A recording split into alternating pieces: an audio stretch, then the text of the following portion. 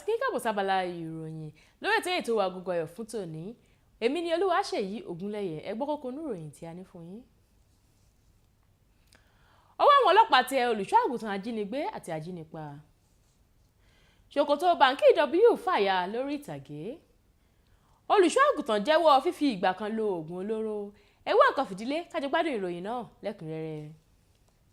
Lẹ́lọ́lọ́ yìí ni ìròyìn arákùnrin kan tó pera rẹ̀ ní olùṣọ́ àgùntàn Ernest Okonkwo, olùdásílẹ̀ ìjọ Holy Family Ministry House of Mercy tó wà ní agbègbè Ògolonto ìlú Ìkòròdú ìpínlẹ̀ Èkó gbilẹ̀ kankan nígbà tí àṣírí tú wípé kàkà kí olùṣọ́ àgùntàn náà máa wàásù ìyìn rere kó sì máa mú àwọn ènìyàn mọ Ọlọ́run, níṣe ni ó ń ṣiṣẹ́ ajínigbé àti ajínipa nínú ìjọ náà. Àṣírí olùṣọ́ àgùntàn ayédèrú yìí tú síta nígbà tí ọwọ́ àwọn ọlọ́pàá tẹ Rosemary Chukwu tó jí ọmọkùnrin ọmọ ọdún 9 kan gbé tó sì fi ìdí rẹ̀ múlẹ̀ wípé olùṣọ́ àgùntàn Ernest ló rán oníṣẹ́ ibi náà. Bó tilẹ̀ jẹ́ wípé olùṣọ́ àgùntàn Ernest na pápá bora, ọ̀pọ̀lọpọ̀ àfihàn ló ti jẹ jáde nípa rẹ̀ àti irú ènìyàn tó jẹ́. A gbọ́ wípé ó ti ń ṣe àkóso ilé ìjọsìn náà fún ọdún 5 lé díẹ̀, kò sì sẹ́ni tó mọ ohun tó ń ṣẹlẹ̀ nínú ilé ìjọsìn yìí. Àwọn olùgbé agbègbè náà sọ wípé ilé ìjọsìn Holy Family Ministry kì í ṣe ìsìn ọjọ́ ìsinmi rárá, alẹ́ ọjọ́ ìṣẹ́gun àti ọjọ́ ọjọ́rú nìkan ni wọ́n máa ń ṣe ìsìn. Wọ́n ní àwọn alẹ́ náà níṣe ni agbègbè náà máa ń kún fọ́fọ́fọ́ pẹ̀lú àwọn kọ̀ọ̀kan lẹ́gbẹ̀ẹ́ títì níbi tí wọ́n yóò ti di àwòrán rẹ̀ mú tí wọ́n yóò sì máa ké pe Ọlọ́run rẹ̀ láti dáhùn àdúrà wọn. Àwọn olùgbé náà ní níṣe ni olùṣọ́ àgùntàn náà ní òun máa ń wo àwọn wèrè sàn, ṣùgbọ́n àwọn tí wọ́n bá ní àtìmọ́lé rẹ̀ kò jọ wèrè bẹ́ẹ̀ ni wọn ò jọ asínwín. Ọ̀kan lára wọn tiẹ̀ ní wọ́n jí òun gbé ní gbọ̀ngàn ìpàgọ́ ilé ìjọsìn Redeemed Christian Church of God tó wà ní ojú ọ̀nà márosẹ̀ ti Ìbàdàn sí Èkó.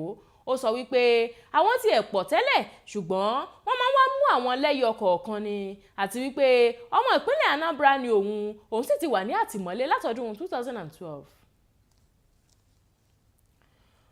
Ohun ìtìjú ló jẹ́ fún olórin orílẹ̀-èdè Nàìjíríà Bankole Wellington tí a mọ̀ sí Banky W nígbà tí ṣòkòtò rẹ̀ fàya lábẹ́ níbi tó ti ń ṣeré orin lórí ìtàgé MTN Project Fame. Ìṣẹ̀lẹ̀ adójútini náà wáyé nígbà tí Banky W bẹ̀rẹ̀ sí ní jó bí gbajúgbajà olórin àti alájọta orílẹ̀-èdè Amẹ́ríkà tó ti di olóògbé ní Michael Jackson. Ó wá gbọ́ orí ẹ̀rọ ìlújára Twitter rẹ̀ lọ, ó sì fi hàn wípé bó tilẹ̀ jẹ́ pé ìṣẹ̀lẹ̀ náà dójú ti òun díẹ̀, òun pàpà ṣe eré orin náà dáadáa láìmikàn rárá.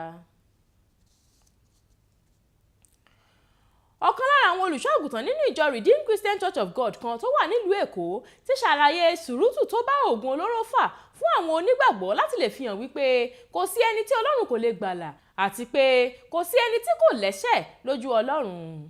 Olùṣọ́ àgùntàn náà sọ èyí di mímọ̀ nígbà tó ṣe àbẹ̀wò sí ìjọ Christ Against Drug Abuse Ministry Kadam tó wà nílùú Ẹ̀pẹ́ ìpínlẹ̀ Èkó.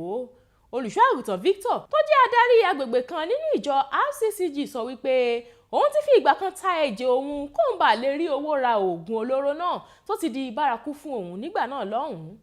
Olùṣọ́ àgùntàn náà ṣe àfihàn fún àwọn oníròyìn wípé ìrìn àjò òun sínú oògùn olóró lílò bẹ̀rẹ̀ lọ́dún 1985 nílùú Èkó. Ó ní bàbá òun àti gbogbo mọ̀lẹ́bí òun ló kọ òun sílẹ̀ tí àjọ NDLEA náà sì fi páńpẹ́ ọba mú òun. Ó wá sọ wípé òun darapọ̀ mọ́ ìjọ Kadam lọ́dún 1998, òun sì padà di olùṣọ́ àgùntàn lónìí. Èyí ni òpin ìròyìn fún tòní, ẹ tún gbọ́ kókó inú rẹ̀ lẹ́ẹ̀kan sí i.